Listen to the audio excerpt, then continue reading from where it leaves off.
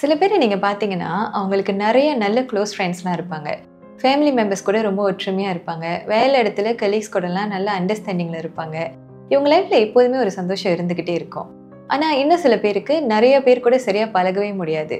ஃபேமிலிக்குள்ள எப்போதுமே ஆர்கியூமெண்ட்ஸ் வந்துகிட்டே இருக்கும். ஒரு சில ஃப்ரெண்ட்ஸை தவிர மற்றவங்க கிட்டேருந்து தள்ளியே இருப்பாங்க. கலீக்ஸ் கூடலாம் ரொம்ப ஜாயின் பண்ண மாட்டாங்க. சில பேர் விருப்பப்பட்டு இந்த மாதிரி ஒரு லைஃப்பை அமைச்சுக்கிட்டாலும் நிறைய பேருக்கு நல்ல உறவுகளை அமைச்சுக்கிறதுல நேச்சுரலாகவே கொஞ்சம் கஷ்டமா இருக்கும். உண்மையை சொல்லணும்னா தனிமை அப்படின்றது நம்ம எல்லாருக்குமே சில சமயங்களில் அவசியமா தேவைப்படும். நம்மளே ரிஃப்ளெக்ட் பண்ணிக்கிறதுக்கு, செல்ஃப் அனாலிசிஸ் பண்ணிக்கிறதுக்கு சில சமயங்களில் நம்ம தனிமையில இருந்தாதான் அதை பெட்டரா நம்மளால பண்ண முடியும். ஆனா நம்ம லைஃப்ல நம்மளுக்கு சில நல்ல உறவுகள்லாம் இல்லைன்னா இருக்கிற உறவுகள்கிட்டயும் மனக்கசப்பு வந்துகிட்டே இருந்துச்சுன்னா நம்மளால ஒரு மீனிங்ஃபுல்லான பீஸ்ஃபுல்லான லைஃபை வாழவே முடியாது. உறவுகளே இல்லாம நம்ம எல்லாருனாலையும் வாழ முடியும் அப்படின்னா மற்ற மனிதர்களோட சேர்த்து நம்ம ஒன்னா அந்த பூமியில படைக்கப்பட்டிருக்க மாட்டோம். ஆக்சுவலா அதுக்காக நிறைய பேர் உங்க லைஃப்ல நீங்க அனுமதிக்கணும் அப்படின்ற அவசியம் இல்லை.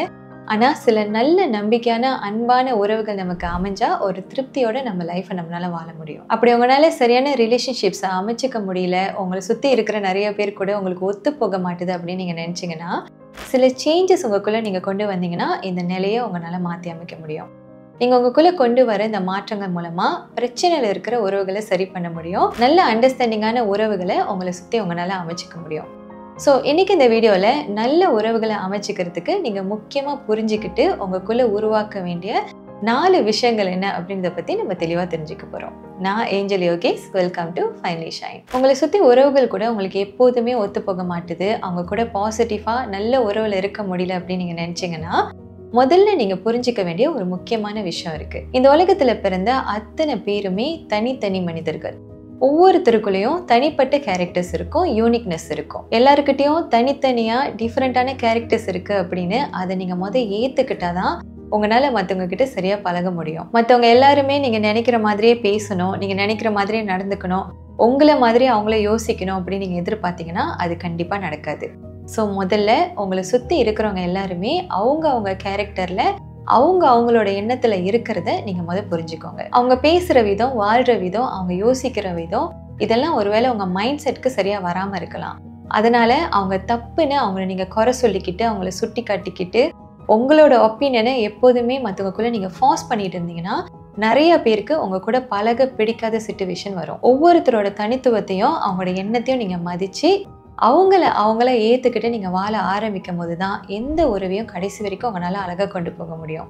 நீங்கள் எப்படி உங்களோட தாட்ஸை மற்றவங்க கிட்ட ஷேர் பண்ணுறீங்களோ அதே மாதிரி அவங்களும் அவங்களோட ஒப்பீனியனை ஷேர் பண்ணுறப்போ அது அவங்களோட தனிப்பட்ட எண்ணம் அப்படின்னு அதை மதிக்க ஆரம்பிச்சிங்கன்னா நிறைய ஆர்கியூமெண்ட்ஸையும் மிஸ் அண்டர்ஸ்டாண்டிங்கையும் உங்களால் தவிர்க்க முடியும். அதுக்காக உங்களோட கொள்கையும் ஸ்டாண்டையும் நீங்கள் மற்றவங்களுக்காக மாற்றிக்கணும் அப்படின்ற அவசியம் கிடையாது. ஆனால் மற்றவங்களுக்கும் அவங்கவுங்க ஸ்டாண்ட் இருக்குது அப்படின்றத நீங்கள் ஆர்கியூ பண்ணாமல் மதித்து பழக ஆரம்பிச்சிங்கன்னா எல்லாரையும் அண்டர்ஸ்டாண்ட் பண்ணிக்கிற ஒரு பக்குவத்துக்கு நீங்கள் வருவீங்க. உங்கள் உறவுகளோட ஒற்றுமையாகவும் உங்களால் வாழ முடியும். அடுத்ததாக நல்ல உறவுகளை உங்களை சுற்றி நீங்கள் அமைச்சிக்கணும்னா நீங்கள் ஒரு நல்ல லிசனராக இருக்கணும். உங்கள் ஃபேமிலியாக இருந்தாலும் சரி, உங்கள் ஃப்ரெண்ட்ஸாக இருந்தாலும் சரி, அவங்க சொல்ல வரதை நீங்கள் சரியாக கேட்டு புரிஞ்சுக்கிறதுக்கான ஸ்பேஸ் அவங்களுக்கு நீங்கள் கொடுக்கணும். யாராச்சும் ஒருத்தர் மற்றவங்க சொல்கிறத கேட்டு சரியாக புரிஞ்சுக்கிட்டு சரியாக ரெஸ்பாண்ட் பண்ணாங்கன்னா அவரு கூட நிறைய பேர் பழக விரும்புறத கண்டிப்பா நீங்க பார்த்துருப்பீங்க. இவர் நம்ம சொல்றதை கேட்டு புரிஞ்சுக்கிறாரு, எதுவா இருந்தாலும் அவங்க கிட்ட நம்ம பேசலாம் அப்படின்னு ஒரு எண்ணம் அவங்களுக்குள்ள வரும். எப்போதுமே எல்லா இடத்துலயும் உங்களை பத்தி நீங்க பேசிட்டு இருந்தீங்கன்னா மற்றவங்களுக்கு அவங்க நீங்க புரிஞ்சிக்க மாட்டீங்க அப்படின்ற ஒரு ஃபீல் வரும். இந்த மாதிரி அண்டர்ஸ்டாண்டிங் இல்லாம இருக்கிற யாரையுமே நம்ம விரும்ப மாட்டோம், விலகி வரதான் நினைப்போம். ஸோ அன்பான உறவுகளை நீங்க வளர்க்கறதுக்கு கண்டிப்பா உங்க கூட இருக்கிறவங்க உங்ககிட்ட பேசுறப்போ அவங்க பேசுறதுக்கு நீங்க ஸ்பேஸ் கொடுத்து அதை சரியா நீங்க கேட்டு புரிஞ்சுக்கிட்டு நீங்க ரிப்ளை பண்ணுங்க. மற்றவங்களுக்கு உங்க மேலேயும் நீங்க கொடுக்குற இந்த அட்டென்ஷன் மேலேயும் நம்பிக்கை வரும். உங்க உறவும் அழகா அன்பா உருவாகி வரும். அடுத்ததா எந்த ஒரு உறவுமே ஸ்ட்ராங்கா ஆகிறதுக்கு ரொம்ப ரொம்ப முக்கியமான ஒரு எலிமெண்ட் நம்பிக்கை அப்படின்ற ஒண்ணுதான். உங்களோட எல்லா ரிலேஷன்ஷிப்ஸ்க்கும் எப்போதுமே உண்மையா இருந்தீங்கன்னா மற்றவங்க உங்களை ரெஸ்பெக்ட் பண்ணி நம்பிக்கையோட பழகுவாங்க. மற்றவங்க உங்ககிட்ட நம்பி சொல்ற விஷயங்களை எப்போதுமே நீங்க பாதுகாக்கிறதுக்கு பழகுங்க. நீங்க மற்றவங்களுக்கு ஏதாச்சும் வாக்கு கொடுத்தீங்கன்னா அதை காப்பாத்துறதுக்கு எஃபர்ட் எடுங்க. இந்த மாதிரி நீங்க இருந்தீங்கன்னா உங்களை சுத்தி இருக்கிறவங்க உங்களை நம்பி உங்ககிட்ட நல்லா பழக ஆரம்பிப்பாங்க.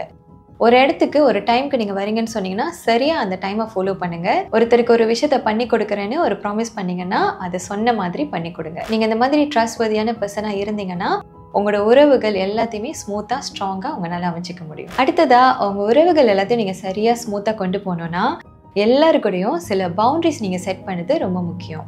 நீங்கள் நல்லா கவனிச்சு பார்த்தீங்கன்னா நம்ம எல்லாருக்கிட்டையும் ஒரே மாதிரி எப்போதும் பேசிகிட்டு இருக்க மாட்டோம், பேசவும் முடியாது. உங்கள் பேரண்ட்ஸ் கிட்ட நீங்கள் பேசுகிற மாதிரி உங்கள் ஃப்ரெண்ட்ஸ் கிட்ட நீங்கள் பேச மாட்டீங்க. உங்கள் ஃப்ரெண்ட்ஸ் கிட்ட நீங்கள் பேசுகிற ஜோக்ஸ்லாம் உங்கள் பாஸ் கிட்ட நீங்கள் பேச மாட்டீங்க இல்லையா? யாருக்கிட்ட எந்த சூழ்நிலையில் நீங்கள் எப்படி பேசணும், எதை பேசினா மிஸ் அண்டர்ஸ்டாண்டிங் வராமல், மனக்கசப்பு வராமல் உங்களால் அந்த உறவு சந்தோஷமாக கொண்டு போக முடியும்னு நீங்கள் தெரிஞ்சு பேசுகிறது உங்களையும் உங்கள் உறவுகளையும் நீங்கள் பாதுகாக்கிறதுக்கு உங்களுக்கு ஹெல்ப் பண்ணும். நீங்கள் பேசுகிற வேர்ட்ஸ், நடந்துக்கிற விதம், இது எல்லாமே யாருக்கிட்ட நீங்கள் பேசுகிறீங்க, அவங்கக்கிட்ட இப்படி பேசினா நடந்துக்கிட்டா அவங்களுக்கும் உங்களுக்கும் உள்ள உறவை உங்களால் சரியாக கொண்டு போக முடியுமான்னு சரியாக யோசித்து நடந்துக்கிறது ஒரு ஹேபிட்டாக நீங்கள் கொண்டு வாங்க. சில பேருக்கு எப்போ வேணாலும் அவங்களுக்கு நீங்கள் கால் பண்ணலாம், அவங்க நீங்கள் விசிட் பண்ணலாம் அப்படின்னு நினைப்பாங்க.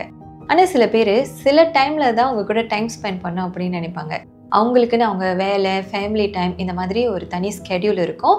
அவங்களுக்குன்னு சில பவுண்டரிஸ்லாம் இருக்கும். அவங்க எது அவங்கக்கிட்ட விருப்பப்படுறாங்க அப்படின்றத நோட் பண்ணாமல் மற்றவங்களோட விருப்பத்துக்கு மீறி சில விஷயங்கள் நீங்கள் பண்ணுறப்போ உங்களை ஒரு டிஸ்டர்பன்ஸாக அவங்க பார்க்கறதுக்கான சான்சஸ் இருக்குது. கொஞ்ச நாள் இதனாலேயே உங்கள் மேலே மனக்கசப்பு கூட அவங்களுக்கு வரலாம். உங்கள் பவுண்டரிஸை யாராச்சும் க்ராஸ் பண்ணுறப்போ உங்களுக்கு எப்படி ஃபீல் ஆகுமோ அதே மாதிரி தான் மற்றவங்களுக்கும் இருக்கும். ஸோ உங்களோட பவுண்டரிஸை நீங்கள் பணிவாக மற்றவங்களுக்கு தெரியப்படுத்துங்க. அதே மாதிரி மற்றவங்க பவுண்டரிஸையும் விருப்பத்தையும் நீங்கள் புரிஞ்சுக்கிட்டு நடந்துக்கிட்டீங்கன்னா அவங்க ஸ்பேஸை நீங்கள் மதிக்கிறீங்க அப்படின்னு உங்களை பற்றி பாசிட்டிவாக உங்களுக்கு ஃபீல் ஆகும். உங்கள் உறவையும் உங்களால் சரியாக தக்க வச்சுக்க முடியும். அடுத்ததாக சில சமயத்தில் நீங்கள் சில பேர் கூட நல்லா பழக முடியாமல் ஒரு வெறுப்பில் ஆர்கியூமெண்ட்ஸ்லாம் போகிறதுக்கு ஒரு முக்கியமான காரணம் அந்த பர்சன் உங்களுக்கு பிடிக்காத மாதிரி சில விஷயங்கள் பண்ணும்போது தான். அந்த பர்சன் நான் தான் சரின்னு பேசிட்டு இருப்பாங்க, இல்லைனா எப்போதுமே நெகட்டிவாக ஏதாச்சும் சொல்லிட்டு இருப்பாங்க, ரூட்டாக நடந்துக்குவாங்க. இந்த மாதிரி சில சமயத்தில் சில பேர் உங்ககிட்ட நடந்துக்கலாம். இதனாலேயே உங்களுக்கும் அவங்களுக்கும் எப்போதுமே ஆர்கியூமெண்ட்ஸ், மனக்கசப்புலாம் வந்துட்டே இருக்கலாம். இருந்தாலும் இவங்க கூட உங்களுக்கு ஒரு நல்ல அண்டர்ஸ்டாண்டிங்கும் நல்ல உறவு வேணும்னு நீங்கள் நினச்சிங்கன்னா நீங்கள் ப்ராக்டிஸ் பண்ண வேண்டிய முக்கியமான ஒரு விஷயம் எம்பத்தி.